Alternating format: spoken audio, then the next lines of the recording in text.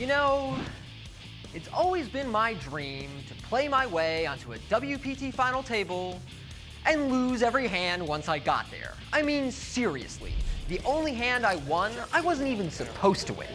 Fortunately for me, Will Fiala didn't want Player of the Year quite bad enough to examine how his whole cards match up with those on the board.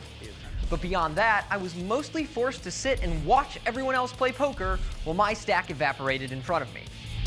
And the man I watched the closest at this final table is Darren Elias. Although many of you may be oblivious to Elias, he is well known and unanimously respected among his peers. He built his reputation as a successful online player, and this is his second WPT final table this season. However, Darren is still without a win in a major live tournament, though many considered him the favorite coming into tonight's competition.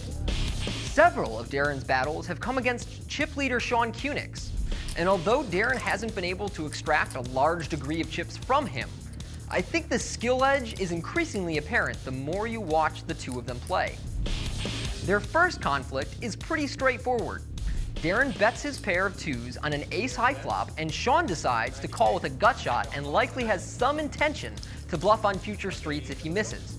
Instead, Shawn gets a run out giving him the stone nuts, leading him to move in for Darren's stack, which is about 2.5 times the size of the pot.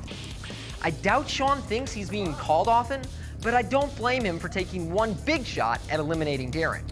Shawn and Darren's second hand together further demonstrates Darren's skill. It begins with Darren just calling pre-flop instead of moving in. This being done because Daniel Buzzgun is on a much shorter stack, creating severe payout jump implications for busting to the larger stack of Shawn. On the flop, we see Darren check behind to control the size of the pot with his ace high, and then he calls on the turn when his hand is still good. His intention was likely to call once and fold to another bet on most rivers, but he finds a helpful 9, and when Shawn checks, Darren goes for thin value with a small bet, likely because he can sense Shawn's weakness. Their last hand makes me think that Darren believes he has a pretty good read on Shawn.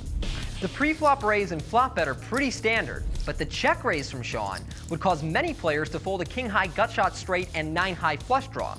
Instead, Darren feels he can best represent a very strong hand by just calling, and that if his hand doesn't improve on the turn, he'll be able to take the pot away with some cards.